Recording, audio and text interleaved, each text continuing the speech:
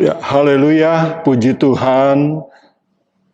Salam sejahtera di dalam kasih Tuhan kita Yesus Kristus.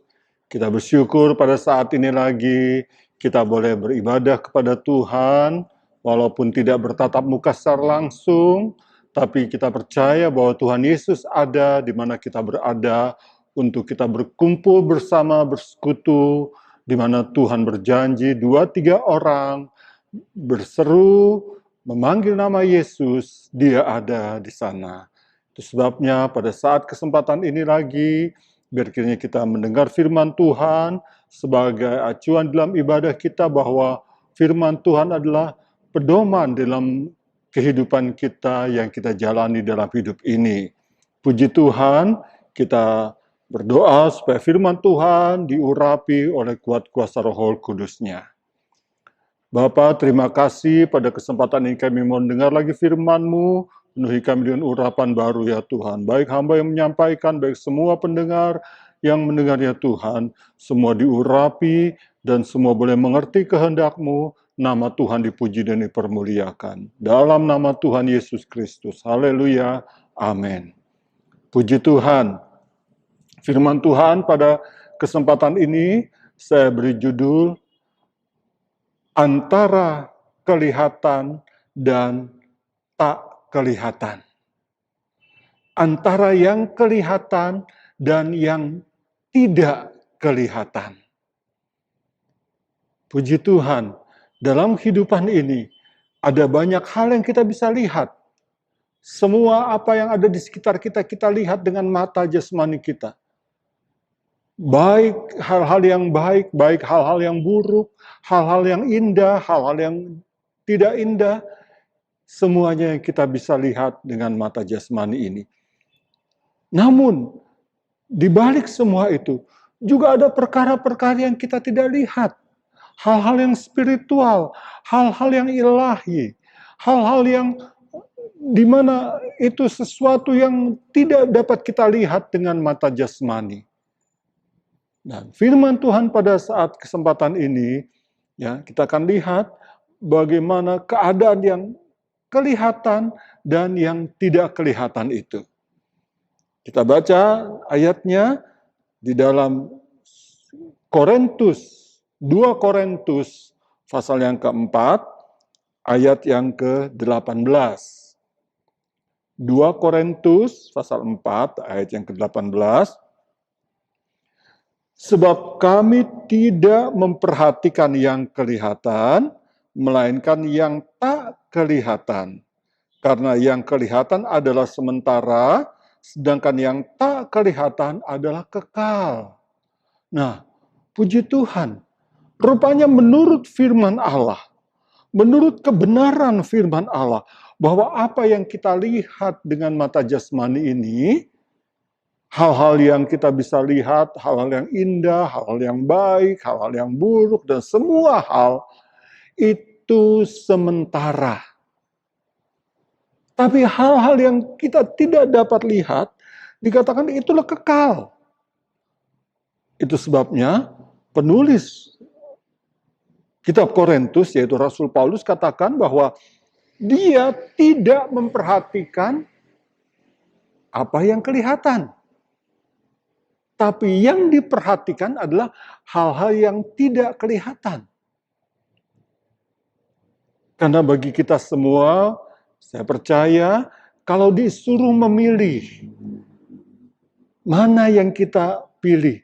Apakah kita mau yang sementara atau mau yang kekal?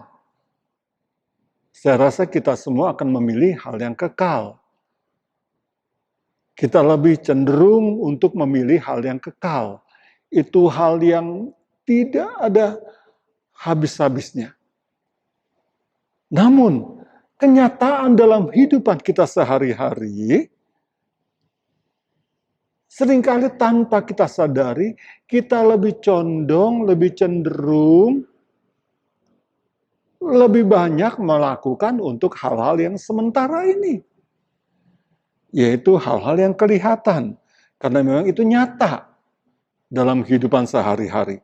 Nyata di dalam apa yang kita lihat.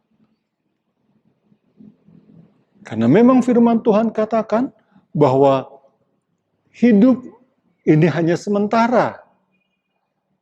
Siapapun juga kita tahu bahwa hidup ini ada batasnya. Itu sebabnya hidup ini pun yang kita hidupi sekarang ini pun terbatas. Itu yang kelihatan dan itu sementara. Tapi di balik kehidupan yang kelihatan ini ada kehidupan yang kekal. Yaitu kehidupan setelah hidup yang sementara ini. Nah, itu sebabnya apa yang sementara kita lihat ini adalah kehidupan yang sekarang kita jalani. Beraktivitas, bekerja, melakukan sosialisasi dengan banyak orang dan lain sebagainya. Tapi kita tahu semua itu sementara. Namun apakah kita tidak memperhatikan? Bukan berarti kita cuek atau tidak peduli dengan kehidupan yang walaupun sementara ini. Kalau menurut firman Tuhan katakan dalam Mazmur pasal 90 ayat yang ke-10, yang nanti saudara baca di sana bahwa hidup manusia itu, umur manusia itu antara 70 sampai 80 tahun. Kalaupun ada yang kuat, kelebihannya adalah kesusahan dan penderitaan. Karena orang yang sudah usia 80 lebih, yang ada adalah seringkali merasa sakit, tulang-tulang mulai merasa sakit, otot-otot mulai kaku, dan lain sebagainya. Karena memang umur manusia terbatas. Nah, di dalam keadaan yang sangat terbatas itu, seperti firman Tuhan katakan, Rasul Paulus pun merasa hidupnya sebagai manusia di muka bumi ini sangat terbatas. Itu yang kelihatan. Tapi dia lebih fokus memperhatikan apa yang tak kelihatan. Karena dia tahu di balik setelah kehidupan yang sementara ini selesai, ada kehidupan kekal. Cuma di mana kehidupan kekal itu kita berada. Nah, inilah kita perhatikan saat ini. Jangan sampai kita seperti kebanyakan orang yang tidak mengenal kebenaran firman Allah, yang mengatakan bahwa itu urusan nanti. Saudaraku, urusan kekekalan itu kita tentukan sekarang, sementara kita masih hidup. Walaupun hidup ini sementara, terbatas sekali.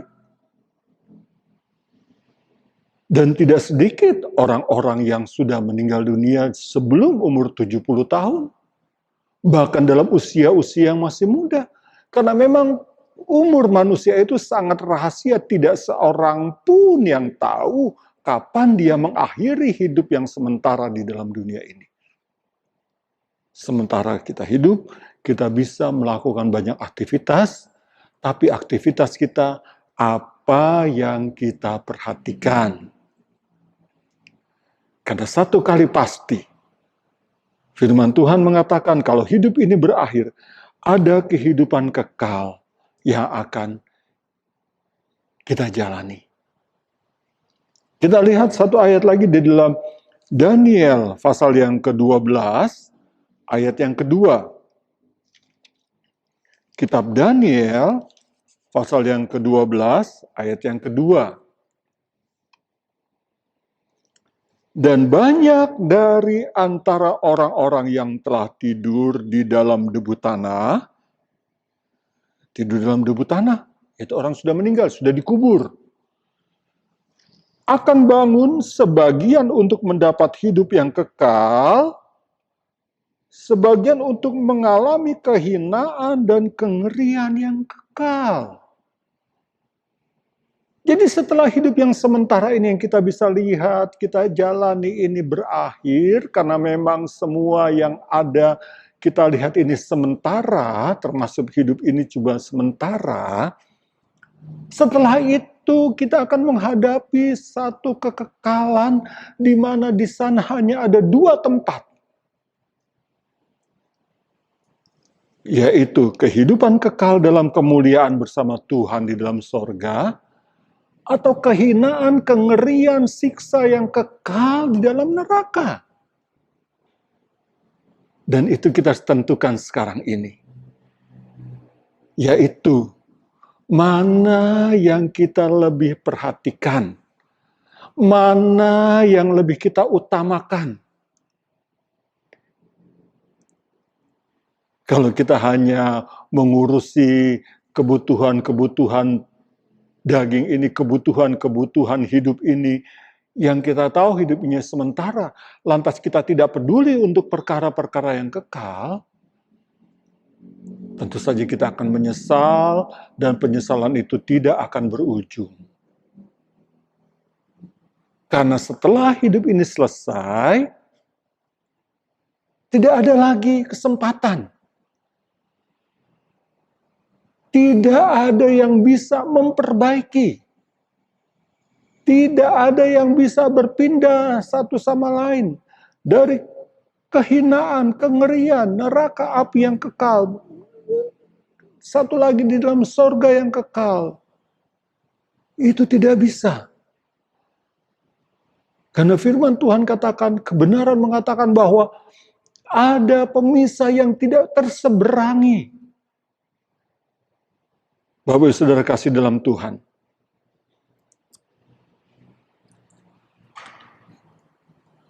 Jangan sampai kita tersesat. Saya pernah baca satu buku yang mengatakan bahwa orang yang di neraka itu, kalau mau, boleh pindah ke surga. Tuhan mengundang mereka. Karena kasih Tuhan yang dikatakan tidak terbatas itu. Kasih Allah yang luar biasa itu. Dan ini satu pengertian yang sesat. Memang kasih Allah itu sangat tidak terbatas untuk manusia yang masih hidup di muka bumi ini. Tuhan beri kesempatan kepada kita. Mana yang lebih kita perhatikan, mana yang lebih kita utamakan. Kalau hidup sudah berakhir, berarti kasih Allah pun sudah berakhir untuk kita melakukan apa yang menjadi pilihan kita. Kita hanya tinggal menerima penghakiman.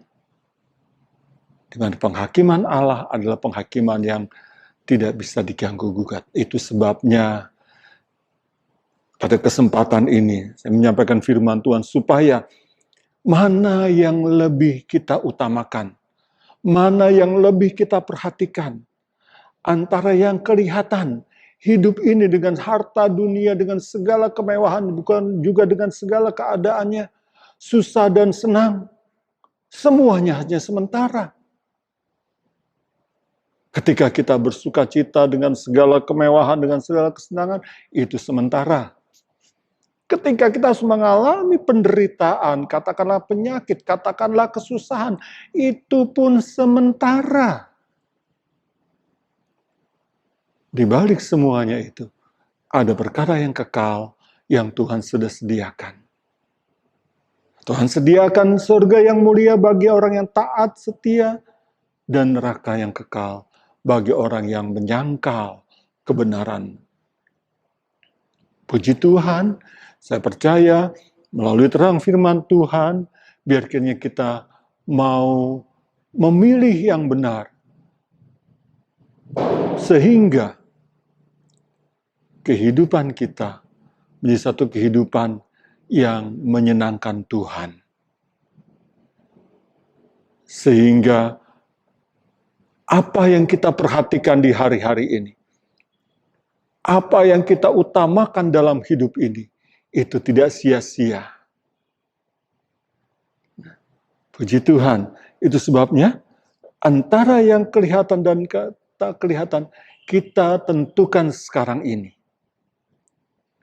Kalau selama hari-hari ini saudara sudah melakukan banyak hal untuk kebutuhan-kebutuhan hidup ini, memang Tuhan pun peduli Karena Tuhan juga Dia mau supaya kehidupan kita juga diberkati. Kehidupan kita dengan segala yang baik boleh mempermuliakan nama Tuhan.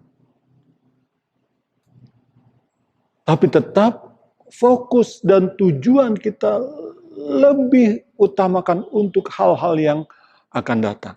Nah, untuk mengetahui hal-hal yang kekal, kita tidak bisa hanya mengandai-andai, merenung-renung, bahkan kita mulai mengasingkan diri seperti seorang pertapa. Oh, tidak seperti itu. Karena apa hal-hal yang kekal itu ada di dalam firman Allah.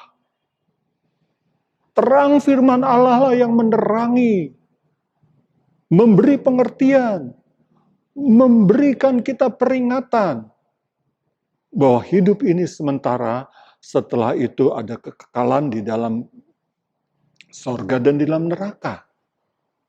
Itu sebabnya yang pertama yang kita perhatikan untuk mendapatkan hal-hal yang kekal, untuk kita lebih cenderung memperhatikan hal-hal yang kekal, tidak lain dan tidak bukan kita fokus memperhatikan kebenaran firman ini.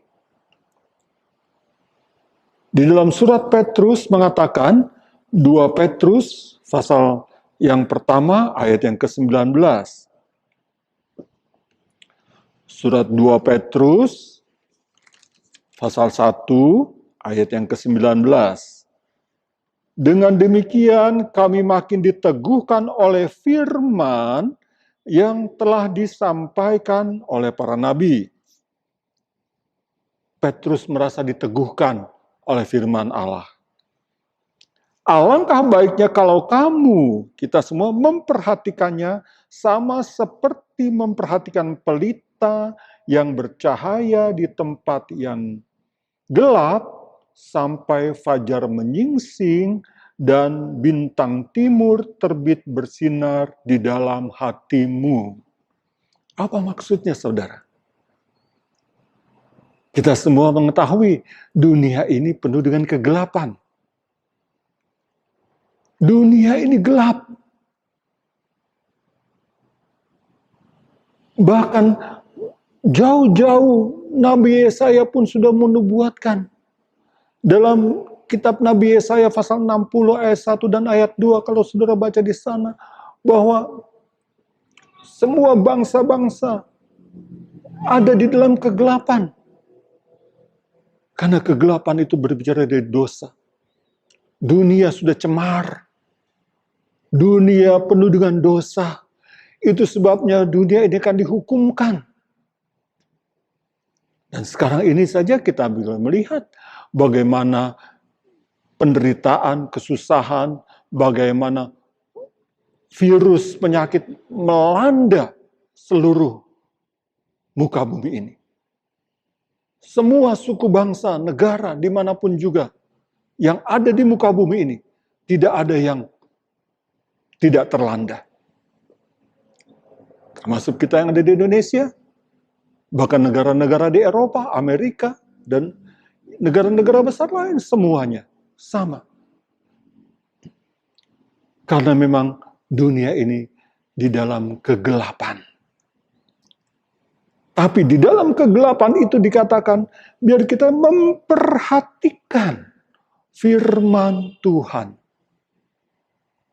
Memperhatikan firman Tuhan sampai kapan? Sampai terang terbit. Bukan terangnya matahari yang kita lihat terbit setiap pagi. Tapi lebih dari itu dikatakan, terang itu, fajar itu bersinar di dalam hatimu. Berarti sampai firman Tuhan ini benar-benar kita mengerti. Benar-benar kita fahami. Dan untuk itu kita tidak cukup hanya 1 minggu sekali ibadah di gereja, lantas kita buka Alkitab. Untuk itu kita tidak cukup, apalagi jarang-jarang buka Alkitab.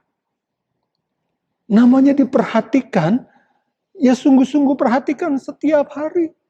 Sebagaimana kita memperhatikan kehidupan kita, setiap hari kita makan, minum, kita berpakaian bagus, kita membeli sesuatu untuk kita nikmati, semua yang kelihatan itu, walaupun itu semua hanya sementara. Tapi kita perhatikan, lebih dari yang sementara itu, lebih kita memperhatikan kebenaran firman Allah. Amat terlebih di hari-hari ini, Tuhan sudah kasih sinyal, tanda bahwa dunia ini akan segera berakhir. Saudara, hanya firman Allah yang sanggup masih menahan firman dunia ini. Karena semua yang ada dalam dunia ini sementara ini akan segera berakhir, segera berlalu. Hanya sementara. Tapi masih ada firman. Di dalam 2 Petrus. 2 Petrus pasal yang ketiga, ayat yang ke-7. 2 Petrus pasal 3 ayat yang ke-7. Tetapi oleh firman itu, juga langit dan bumi yang sekarang terpelihara dari api, dan disimpan untuk hari penghakiman dan kebinasaan orang-orang fasik. Orang-orang yang tidak mau taat, tidak mau mengerti, tidak mau tahu akan kebenaran firman. Sebenarnya dikatakan, selama firman ini masih diberitakan di muka bumi ini, bumi masih terpelihara. Karena ada satu kali, kalau saudara baca terus dalam surat 2 Petrus pasal yang ketiga ini, ayat-ayat selanjutnya, ayat 10, 11 dikatakan bahwa satu kali semua yang kita lihat, bumi dengan segala isinya, ada anasir-anasir di udara, semua luar angkasa yang ada di kolong langit, bahkan langit sekalipun, akan lenyap. Karena memang semua itu sementara. Bagaimana kehidupan kita? Yang dikatakan orang-orang fasik, orang yang tidak mengenal Allah, juga akan dilenyapkan. Tapi di dalam semuanya itu kita bersyukur. Kalau firman Allah ini begitu luar biasa kuasanya, tapi seringkali diabaikan. Seringkali orang hanya sambil lalu baca firman. Seringkali orang hanya sambil lalu mendengar firman. Kiranya melalui terang firman Allah pada saat ini, kita lebih sungguh-sungguh lagi memperhatikan. Karena kalau sampai saat ini bumi kita diami ini masih terpelihara, itu karena ada firman. Ada firman Allah yang memelihara. Dan betapa bodohnya kita kalau kita tidak memperhatikannya. Karena kalau kita tidak memperhatikannya, kita akan sama dengan segala sesuatu yang ada di muka bumi ini akan lenyap. Akan dihukumkan. Dikatakan disimpan pada hari penghakiman. Penghakiman yaitu hukuman dari api.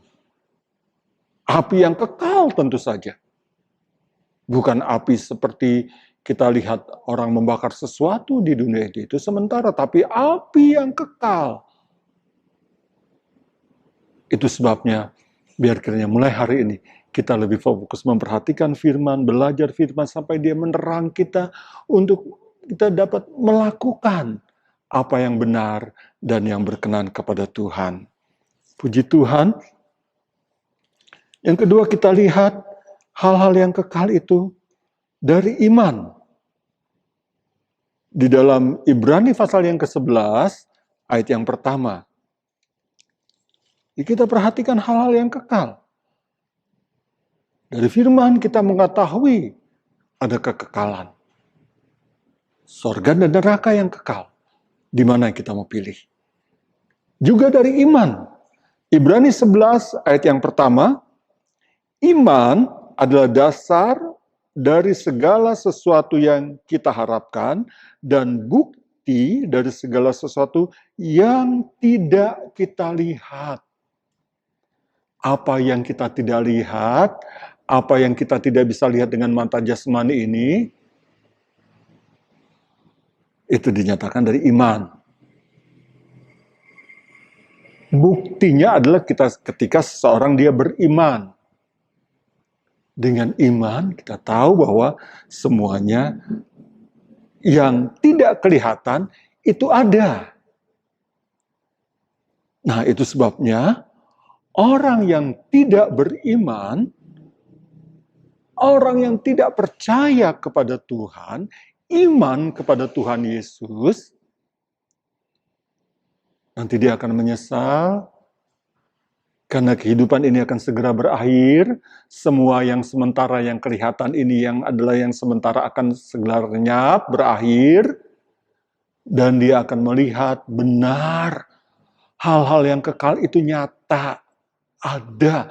Tapi kalau di situ baru mau sadar, sudah terlambat.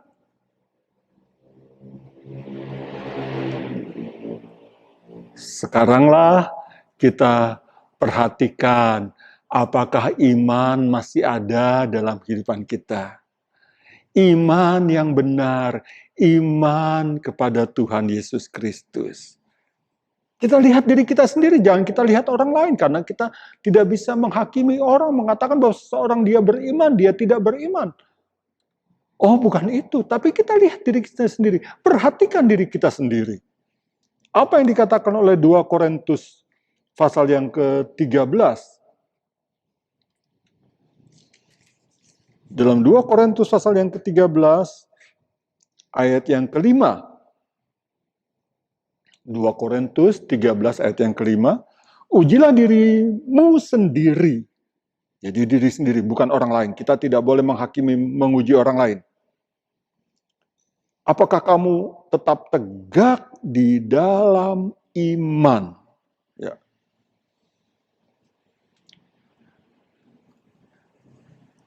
Uji diri kita sendiri. Apakah dirimu masih tegak, masih kuat, masih ada iman? Buktinya apa dong? Segala perbuatan-perbuatan yang kita lakukan itu didasari dengan iman kepada Tuhan Yesus Kristus. Ketika kita melakukan sesuatu tanpa iman, itu tidak berkenan kepada Tuhan. Karena ada ayat yang mengatakan bahwa kalau kita melakukan sesuatu tanpa iman, itu di mata Tuhan adalah berdosa.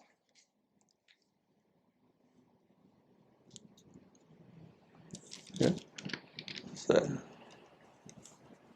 Kita baca ayatnya, yaitu dalam Roma pasal 14, ayat yang ke-23.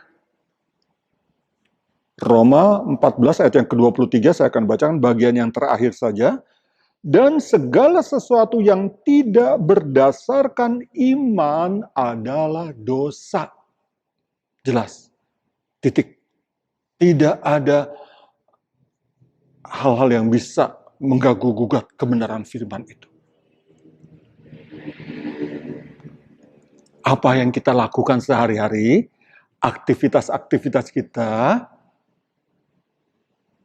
kan semuanya itu memang hanya sementara. Tapi kita lakukan itu berdasarkan iman kepada Yesus Kristus. Bekerja dengan iman.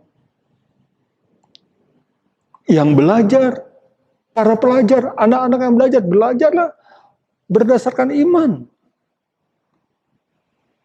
Jadi apa yang kita lakukan semuanya karena kita mempunyai dasar iman, yaitu dasar untuk hal-hal yang tidak kelihatan.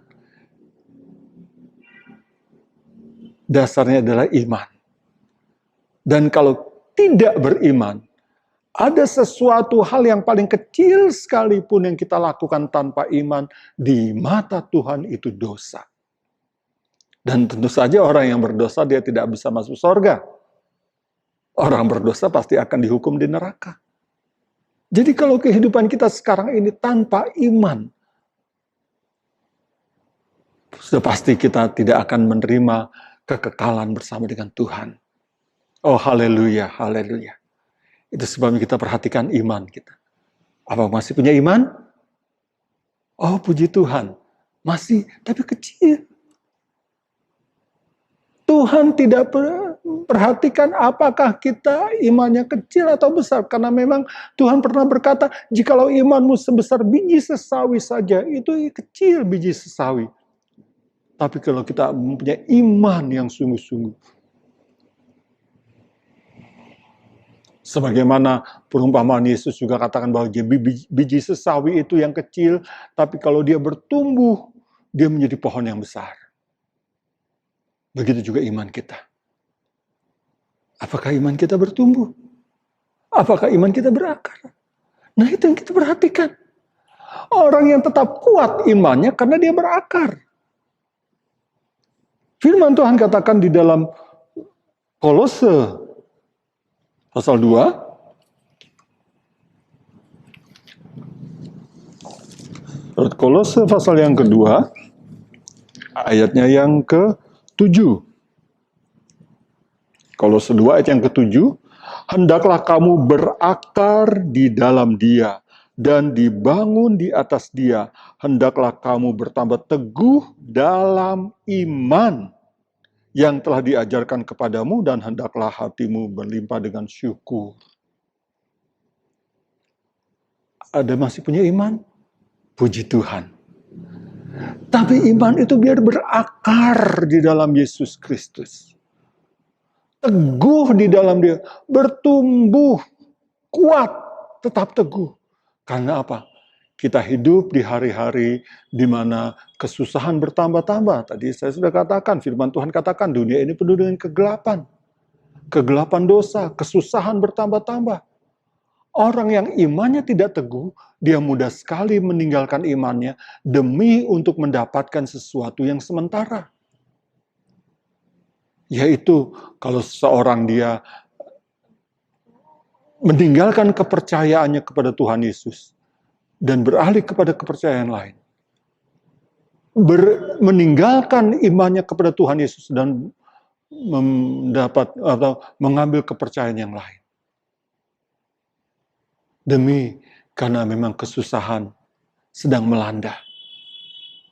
Tidak sedikit kita mendengar berita orang-orang yang mencuri, melakukan kejahatan karena untuk mempertahankan hidup ini.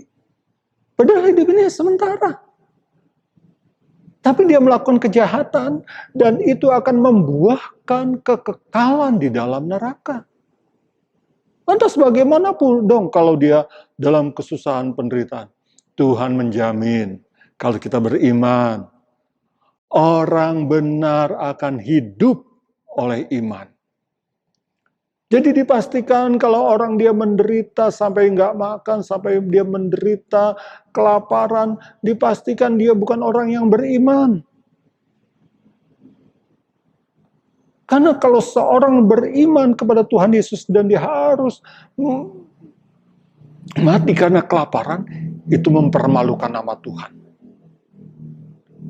Itu kebenaran firman tidak digenapi. Kalau orang di dalam iman kepada Tuhan lantas mati karena penyakit, karena hal-hal yang lain, hal yang biasa, nah itu memang menyatakan juga bahwa memang hidup manusia hanya sementara.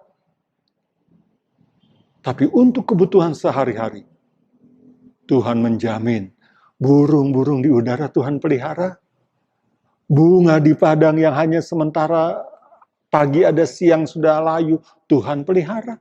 Apalagi hidupmu dan hidupku. Tuhan pasti pelihara. Hanya biar kita tetap beriman, percaya kepada Tuhan. Tetap kuat, berakar. Dan bahkan karena kita menghadapi keadaan dunia hari depan yang semakin gelap di dalam dosa, iman pun harus bertumbuh. Berakar ke dalam, kita bertumbuh semakin kuat. Sebagaimana dikatakan oleh firman Allah dalam Efesus pasal yang keempat, ayatnya yang ke-13. Efesus 4 ayat yang ke-13, sampai kita semua telah mencapai kesatuan iman. Iman yang satu.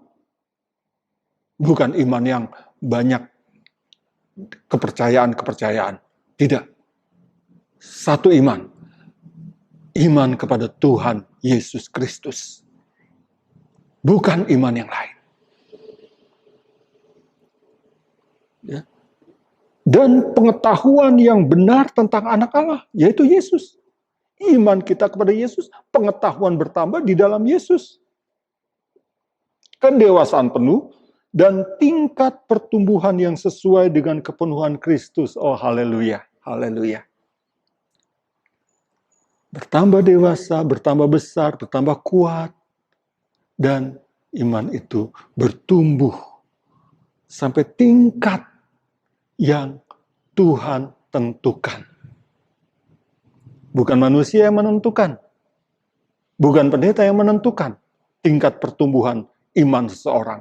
Tapi Yesus, Kristus, yaitu nama dari Roh Kudus. Itu sebabnya yang ketiga, ketika kita memperhatikan hal-hal yang tak kelihatan, kita memperhatikan bagaimana firman Allah menerang kita. Perhatikan apakah kita ada iman, sehingga segala sesuatu yang kita kerjakan itu hanya berdasarkan iman kepada Tuhan Yesus. Kita tidak menukar iman kita di dalam Yesus kepada yang lain. Iman itu berakar tambah kuat, iman itu tumbuh menjadi dewasa. Haleluya, puji Tuhan. Dan yang ketiga, apa yang kita perhatikan? Apakah hidup kita di dalam pimpinan Roh Kudus? Karena hari-hari ini gereja Tuhan perlu itu kuasa untuk menghadapi keadaan dunia yang bertambah susah. Bukan hanya iman kita teguh, tapi juga kita perlu dipimpin oleh Roh Kudus supaya fokus perhatian kita tidak melenceng, tidak salah, tidak terpengaruh dengan keadaan-keadaan dunia. Tapi kita fokus hanya kepada Tuhan yang memberi kehidupan yang kekal bagi orang yang percaya. Di dalam surat Galatia, pasal yang kelima, ayat yang ke-25. Atau sebelum itu kita baca dulu Roma pasal 8, ayat yang ke-11. Kita baca dulu Roma pasal 8, ayat yang ke-11. Dan jika roh Dia yang telah membangkitkan Yesus dari antara orang mati diam di dalam kamu, maka Ia yang telah membangkitkan Kristus Yesus dari antara orang mati akan menghidupkan juga tubuhmu yang fana itu oleh roh-Nya yang diam di dalam kamu. Apakah Roh Kudus ada diam di dalam hidupmu? Hidupmu adalah bait Allah. 1 Korintus pasal 3 ayat yang ke-16, ingat, jangan membinasakan bait Allah. Karena orang yang membinasakan bait Allah akan dibinasakan oleh Allah. Hidup ini sementara. Tubuh ini sementara.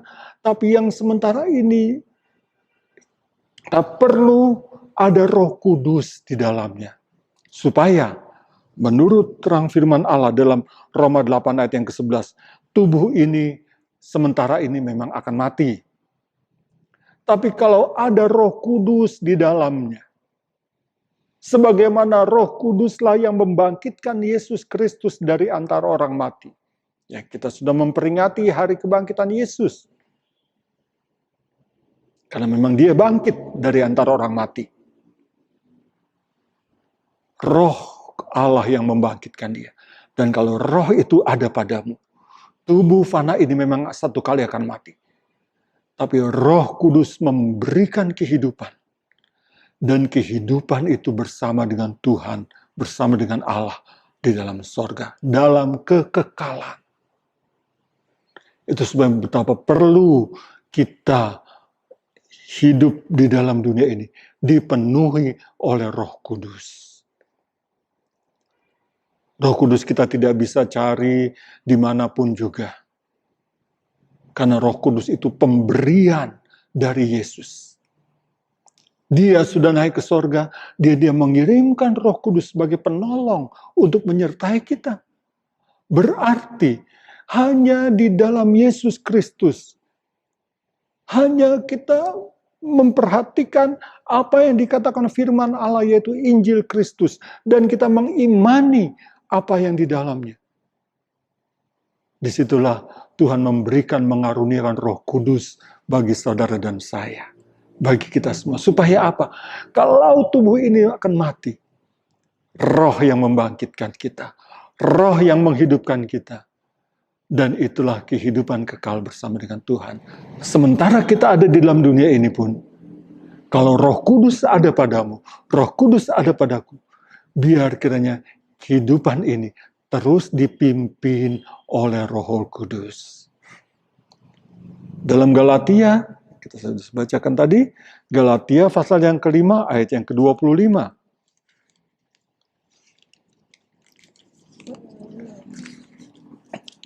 Galatia pasal yang kelima, ayat yang ke-25, jikalau kita hidup oleh Roh, baiklah hidup kita juga dipimpin oleh Roh. Kalau hidup kita ini oleh Roh Kudus, kita punya pengharapan untuk menikmati, untuk mengalami kehidupan yang kekal bersama Roh Kudus di dalam sorga. Karena Allah yang menyertai kita. Biar hidup yang sementara ini, hidup yang masih ada ini, dipimpin, diarahkan hanya oleh Roh Kudus. Berarti, kalau seorang mengaku dia penuh dengan Roh Kudus, lantas kehidupannya tidak berkenan kepada Tuhan. Kalau seorang mengaku dipenuhi Roh Kudus, lantas kehidupannya dia tidak suka firman, tidak suka berdoa, tidak suka memuji Tuhan, tidak suka mengucap syukur kepada Tuhan, bahkan mulutnya selalu mengatakan hal yang buruk, perbuatannya adalah perbuatan yang tidak berkenan kepada Tuhan, yaitu melakukan sesuatu yang tanpa iman. Sudah dipastikan bukan Roh Kudus yang ada pada dia. Mungkin roh antikristus. Apalagi kalau ada seorang anak Tuhan yang mengaku sudah dipenuhi Roh Kudus, tapi mulutnya penuh dengan dusta. Firman Tuhan katakan, tidak ada dusta yang berasal dari kebenaran. Siapa kebenaran itu? Yesus, firman Allah, Roh Kudus, Allah, pribadi Allah, adalah pribadi yang benar.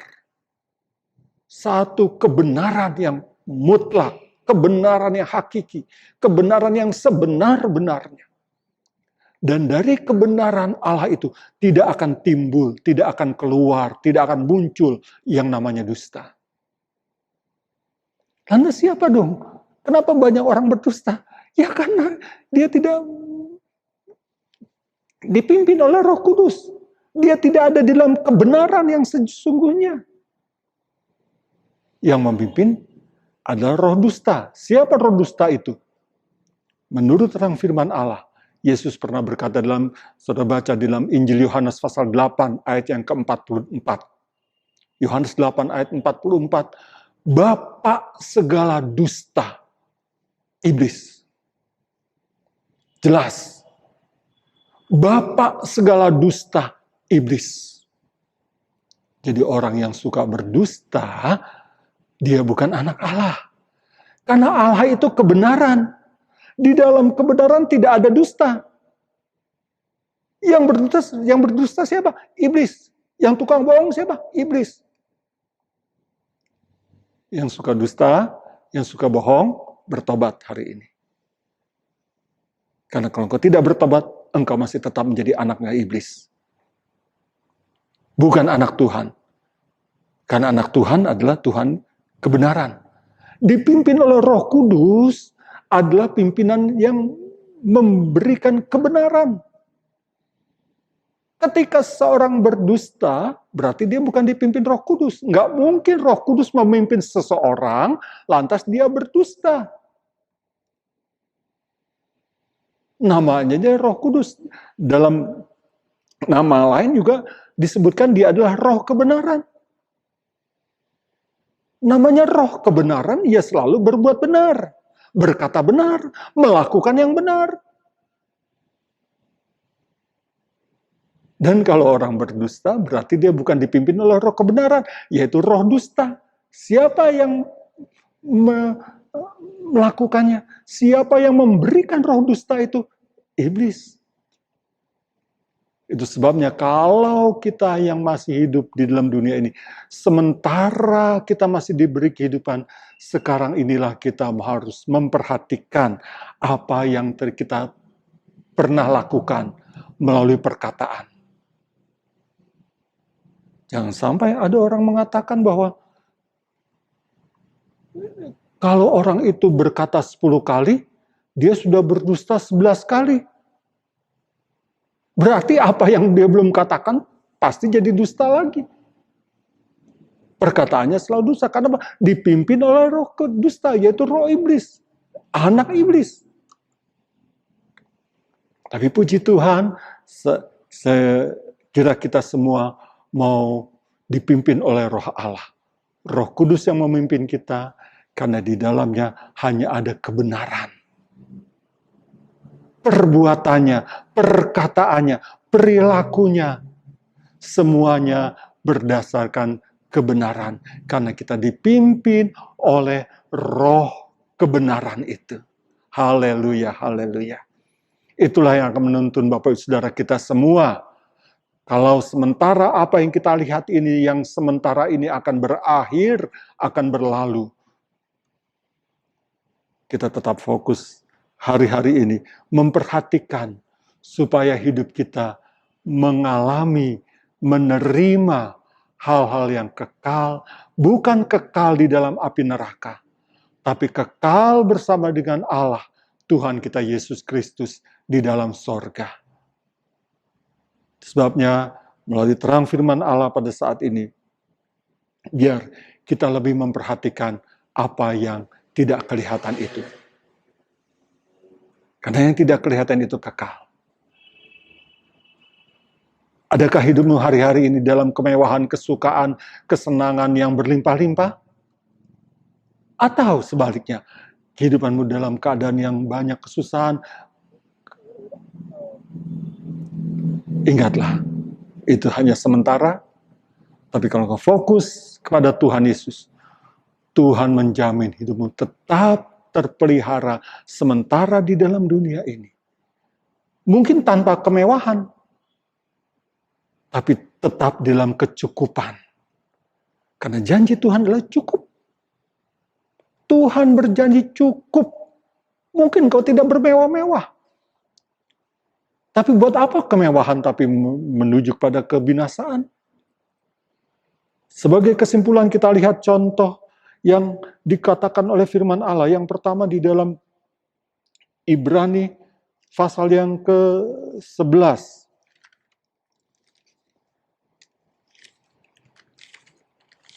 Ibrani pasal yang ke-11, ayat yang ke-24 sampai 26.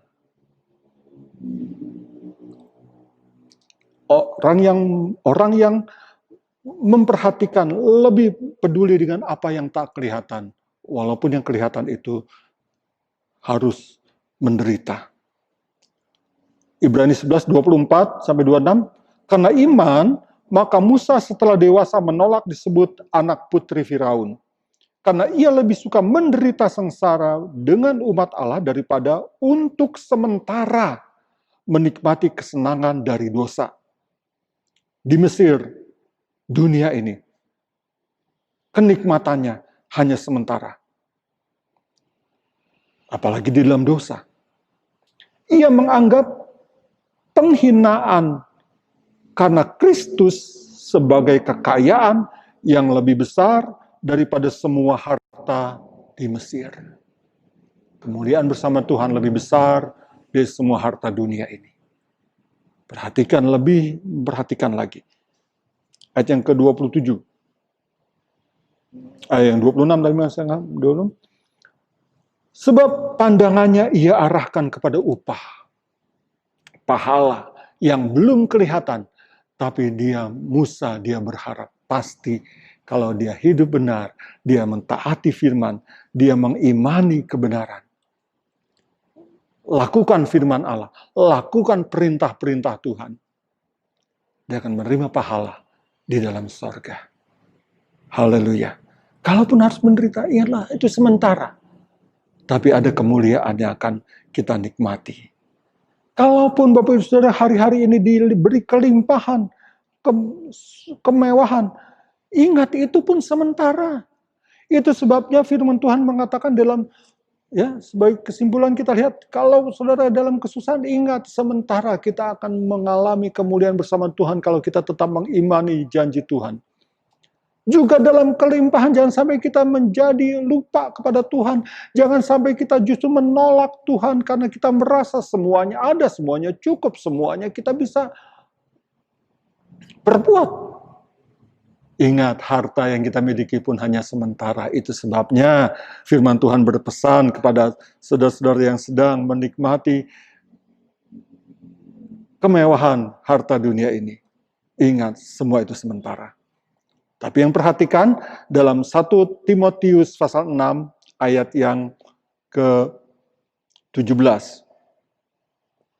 1 Timotius pasal 6 ayat yang ke-17, peringatkanlah kepada orang-orang kaya di dunia ini agar mereka jangan tinggi hati dan jangan berharap pada sesuatu yang tak tentu seperti kekayaan, melainkan kepada Allah yang dalam kekayaannya memberikan kepada kita segala sesuatu untuk dinikmati. 18, peringatkanlah agar mereka berbuat baik, menjadi kaya dalam kebajikan, suka memberi dan membagi.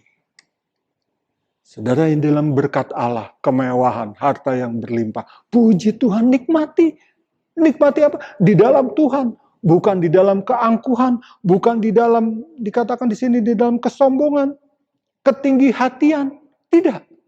Tapi kita tetap rendah hati, menikmatinya di dalam kebenaran. Nikmati harta kekayaan di dalam kebenaran. Dan kalau saudara menikmati harta kekayaan di dalam kebenaran, saudara tidak menjadi kikir, tidak menjadi pelit. Tapi suka berbagi. Amat terlebih di hari-hari ini. Banyak orang yang terdampak karena peraturan PSBB, banyak orang kehilangan pekerjaan, bahkan ada banyak juga hamba-hamba Tuhan mengalami hal-hal yang sama. Tapi kebutuhan Tuhan jamin. Melalui apa? Melalui banyak orang-orang yang Tuhan gerakan. Jadi kalau Bapak Saudara yang dilimpahi dengan kekayaan, kalau saudara Anda digerakkan untuk memberi, beri dengan kasih. Karena itu berkenan kepada Tuhan. Sehingga dikatakan kita menyimpan satu hal yang kekal. Ayat yang ke-19. Dari 1 Timotius 6 ini, ayat yang ke-19. Peringatkanlah agar mereka, dan dengan demikian mengumpulkan suatu harta sebagai dasar yang baik bagi dirinya sendiri di waktu yang akan datang untuk mencapai hidup yang sebenarnya. Hidup yang sementara di dunia ini akan berakhir, walaupun dalam kemewahan dan kekayaan juga pasti berakhir, tapi kata kita melakukan kehendak Tuhan, kita akan menerima hidup yang sebenarnya, hidupan kekal, kemuliaan kekal bersama dengan Tuhan Yesus. Haleluya, haleluya, puji Tuhan. Biar kiranya Roh Kudus menerangi kita untuk mengerti lebih jauh, apapun juga kita alami hari-hari ini, ingatlah semua yang kita lihat itu sementara. Tapi kita akan mengalami sesuatu yang belum kita lihat saat ini. Tapi pasti itu terjadi. Dan itulah kekal. Hanya kekal di dalam neraka atau di dalam sorga, saudara yang menentukan hari-hari ini. Puji Tuhan, biar Tuhan tolong kita semua, supaya kita memilih yang benar, untuk kita hidup di dalam kebenaran, iman yang benar, dalam pimpinan Roh Kudus yang benar, supaya kita tetap hidup sampai kita menerima kekekalan di dalam kemuliaan Allah. Puji Tuhan, mari kita berdoa. Bapa di sorga, terima kasih buat firman-Mu pada saat ini. Biar kiranya Roh Kudus menerangi kami lebih jauh lagi untuk mengerti kehendak-Mu. Supaya kehidupan kami yang sementara ini, kami boleh melakukannya demi kebenaran-Mu, demi iman kepadamu, dan kami terus melakukannya ya Tuhan. Dan kami percaya, sebagaimana firman-Mu yang mengajar hari ini, kalau hidup ini yang sementara ini akan berakhir, kami akan menerima hidup yang kekal, kehidupan dalam kemuliaan yang kekal bersama dengan Tuhan di dalam sorga. Meteraikan firman-Mu bagi kami semua Tuhan, tolong bagi setiap kami untuk lebih lagi, untuk lebih sungguh-sungguh kami mengerti kehendak-Mu. Di dalam nama Tuhan Yesus Kristus, Juru Selamat kami sudah berdoa, haleluya, amin.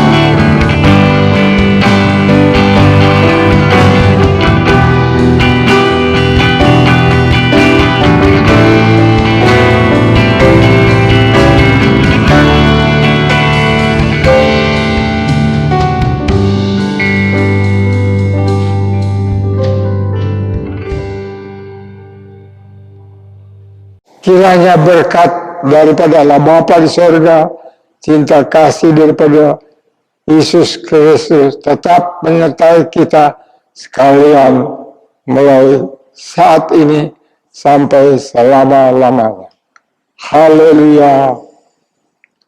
Amin.